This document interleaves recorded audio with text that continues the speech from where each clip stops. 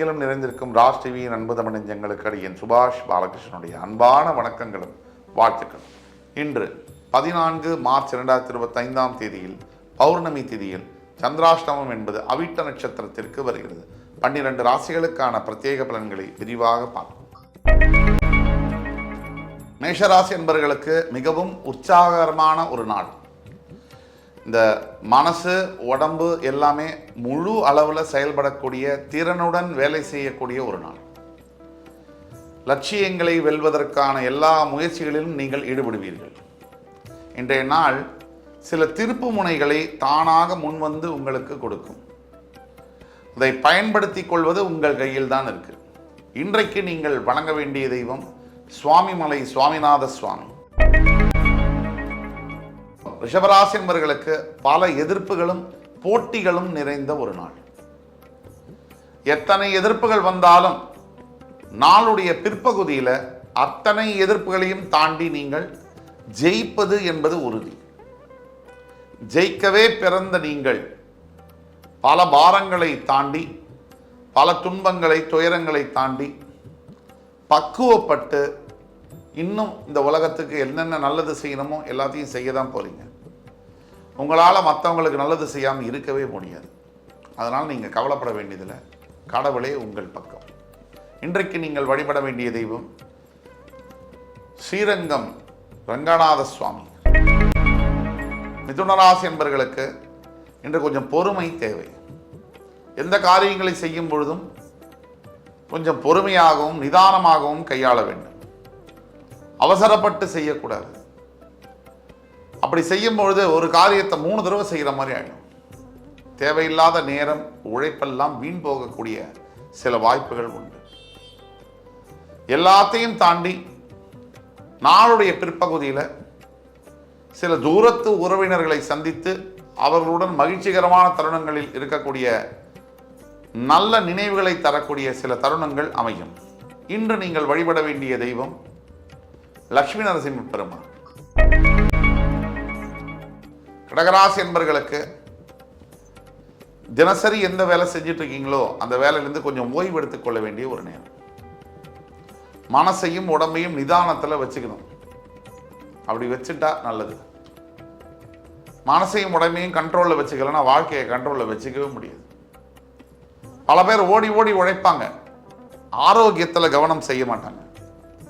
அப்படி கவனம் பண்ணாத போது அந்த ஆரோக்கியம் ஒரு சில ஆண்டுகளுக்கு பிறகு இவங்க எதுக்காக ஓடி ஓடி உழைச்சாங்களோ அத்தனை காசையும் பிடிக்கணும். இதை தவிர உடலில் வலி, ரணம், பேச்சு வேற வாங்கணும். ஆக உடல் ஆரோக்கியத்தை கவனமாக பார்த்துக்கொள்ள வேண்டும். இன்று நீங்கள் வழிபட வேண்டிய தெய்வம் ஆண்டாள். சிம்மராசி என்பவர்களுக்கு பெரிய மனிதர்களுடைய தொடர்பு, நட்பு ஏற்படக்கூடிய ஒரு நாள். மாறா நட்பு அது ரொம்ப முக்கியம்.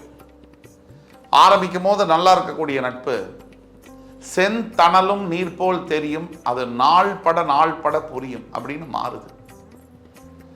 பகைவர்கள் நண்பர்கள் ஆகலாம், நண்பர்கள் பகைவர் ஆகாம பார்த்துக்கணும். அப்படி சந்தர்ப்பங்கள் இருந்தால் விலகிடலாம், பகையை பாராட்டுறதுக்கு பதிலாக. ஆக சிம்மராசி என்பவர்களுக்கு இன்றைக்கு பெரிய மனிதர்களுடைய நட்பு மூலியமாக பெரிய ஆதாயங்கள் கிடைக்கக்கூடிய வாய்ப்பு, பெரிய கான்ட்ராக்ட்ஸ் பிஸ்னஸஸ்லாம் கிடைக்கக்கூடிய வாய்ப்பு. ஆக ரொம்ப நல்ல நாளாக வருது. இன்றைக்கு நீங்கள் வழிபட வேண்டிய தெய்வம் முருகப்பெருமான். கன்னிராசி என்பவர்களுக்கு நண்பர்கள் மூலியமாக ஆதாயம், நட்பின் மூலியமாக அனுகூலம். பிரிந்து போன ஒரு நண்பர் மறுபடியும் உங்களோட வந்து சேர்ந்து அந்த நட்பின் மூலியமாக பல நல்ல விஷயங்கள் வாழ்க்கையில் திருப்பு முனையாக அமையக்கூடிய எல்லா சாத்தியக்கூறுகளும் உள்ள ஒரு நாள். நண்பனே துணை இன்றைய தாரக மந்திரம். இன்று நீங்கள் வணங்க வேண்டிய தெய்வம் பார்வதி அம்பாள். துலாம் ராசி என்பவர்களுக்கு நீங்கள் எந்த வியாபாரத்தை செய்து கொண்டிருந்தாலும் அந்த வியாபாரத்தில் சில தடைகளும் தாமதங்களும் வரக்கூடிய வாய்ப்பு அதிகமாக இருக்கு. இந்த வியாபாரத்தை கொஞ்சம் உன்னிப்பாக செய்யணும், ஃபோக்கஸ் பண்ணணும். தேவையில்லாத முடிவுகள் தேவையற்ற பிரச்சனைகளை கொண்டு வரும். இன்று வியாபாரம் சம்பந்தப்பட்ட எந்த விதமான முக்கிய முடிவுகளையும் எடுக்க வேண்டாம் என்று கேட்டுக்கொள்ளப்படுகிறீர்கள். நீங்கள் இன்று வணங்க வேண்டிய தெய்வம் விநாயகப் பெருமான். விருச்சிக ராசி என்பவர்களுக்கு சில தடைகளும் தடங்கல்களும் வரக்கூடிய வாய்ப்புகள் உண்டு.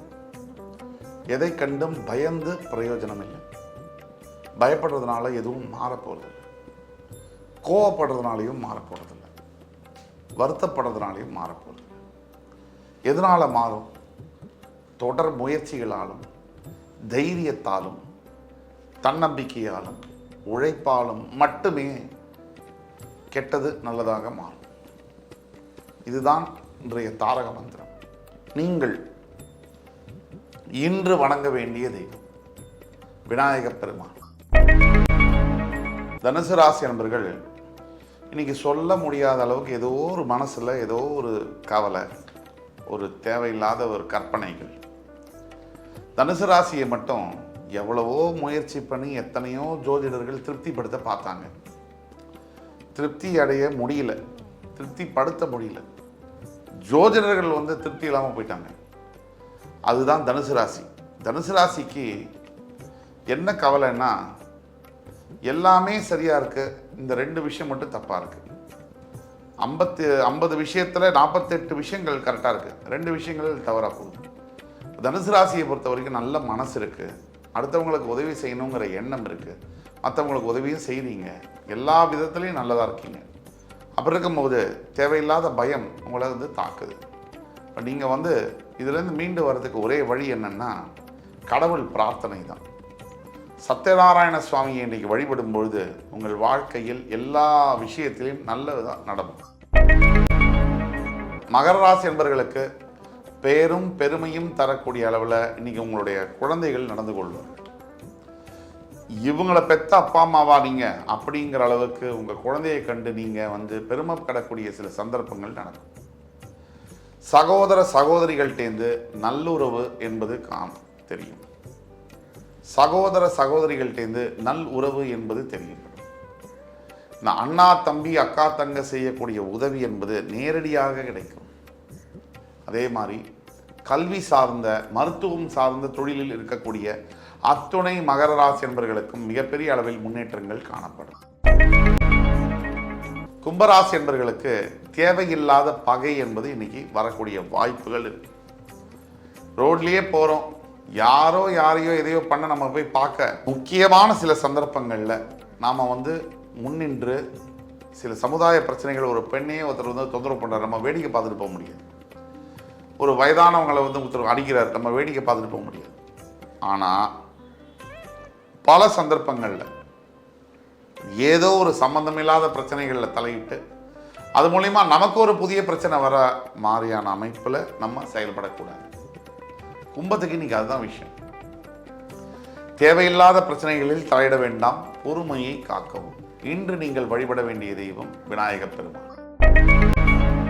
மீனராசி என்பவர்களுக்கு மனதெங்கிலும் பயம். ஓஹோ, ஜென்ம சனி நமக்கு அதை செஞ்சிருமோ, ஜென்ம சனி இதை பண்ணிடுவாரோ, நம்ம இதெல்லாம் இழந்துருவோமோ. தேவையற்ற பயம், தேவையற்ற குழப்பம். இந்த தேவையற்ற குழப்பங்கள் என்பது தேவையே இல்லை. நம்ம ஒன்று மட்டும் வச்சுக்குவோம், நடக்கிறது நடக்க தான் போகுது, அதை பற்றி கவலைப்படுறதுனால அது மாறப்போகுது. சில விஷயங்களை நம்ம கம்மி செஞ்சுக்க முடியும். தெய்வ வழிபாடு மூலியமா, ஆன்மீக பிரார்த்தனைகள் மூலியமா, தர்ம காரியங்கள் மூலியமா நம்ம நல்ல விஷயங்களை அடைய முடியும். எதையும் எதிர்பார்க்காமல் நாம் செய்யக்கூடிய தர்மங்களானது, அது கல்விக்காக இருக்கலாம், உணவாக இருக்கலாம், ஆடைகளாக இருக்கலாம், எதுவாக வேணா இருக்கலாம், அது மறுபடி நம்மளை திருப்பி காப்பாற்றுங்கிறதுல கொஞ்சம் கூட சந்தேகம் தேவையில்லை. ஆக தர்மம் இன்றைய தேவை. நீங்கள் வழிபட வேண்டிய தெய்வம் விஷ்ணு பெருமான். இன்று 14 மார்ச் 2025 தேதியில் 12 ராசிகளுக்கான பிரத்யேக பலன்களை விரிவாக பார்த்தோம். அத்துணை ராசிக்காரர்களுக்கும் எம்பெருமான் முருகப்பெருமான் சகல விதமான சௌபாகியங்களையும் அளித்தருவார் என்ற நம்பிக்கையுடன் உங்கள் அத்துணை பேரிடமிருந்து விடைபெறுவது உங்கள் சுபாஷ் பாலகிருஷ்ணன். நன்றி, வணக்கம், வாழ்க வளமுடன்.